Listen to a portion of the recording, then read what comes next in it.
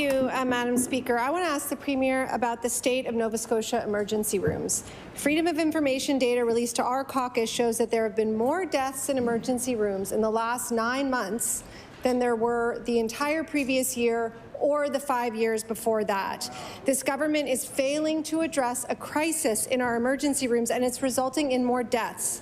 As a Halifax Infirmary staff person said in the paper yesterday, quote, "The crisis is constant," unquote. What is the government doing to deal with the constant crisis in our emergency rooms? I recognize the Honourable Premier. Madam Speaker, and we all want the best possible outcomes for Nova Scotians when they visit an emergency department, but the very nature of an emergency department means that the reality is that not everyone who goes to an emergency room can be saved. That's why they're emergency departments. So we will continue to work to support those working in healthcare. I know the minister was at the infirmary yesterday morning, I think, at that time. This morning, at that time, there was 2 people in the waiting room and 0 offloads waiting to happen. I know the team at the infirmary has been innovative on the way that they're coming up with suggestions on how to help support Nova Scotians that are arriving there. But we all want the best outcomes for Nova Scotians. And I think what I would encourage the member opposite is to share the full information, not just little snippets out of context. I recognize the Honourable Leader for the New Democratic Party. Here's some information that's not an anecdotal story. On Monday of this week, the Halifax Infirmary score on the National Emergency Department Overcrowding Scale was 354, which according to a hospital staff member is disaster. It's been in disaster mode for months. Rural ERs are closed, people don't have a family doctor, and people are arriving at our ERs sicker and sicker.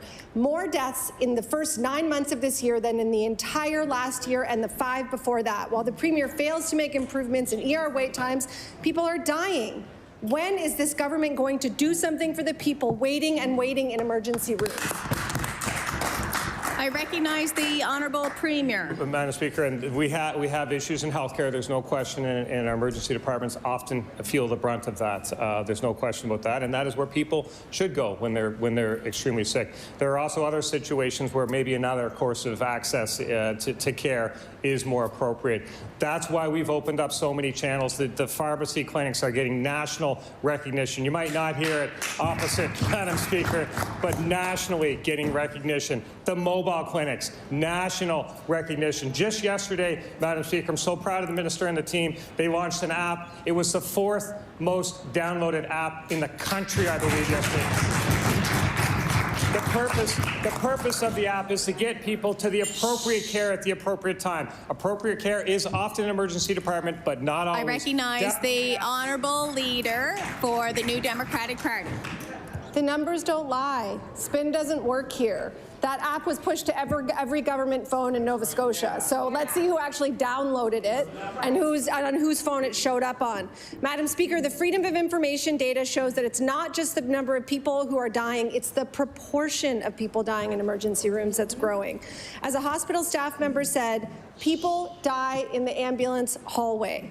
On a Monday at 4 p.m., there are 9 in the ambulance hallway. The patient who has waited the longest has waited 113 hours and 39 minutes, and I'll table that. How much longer will people have to wait before this government does something not about apps, not about pharmacy clinics, about the crisis in our emergency rooms? The Honourable Premier.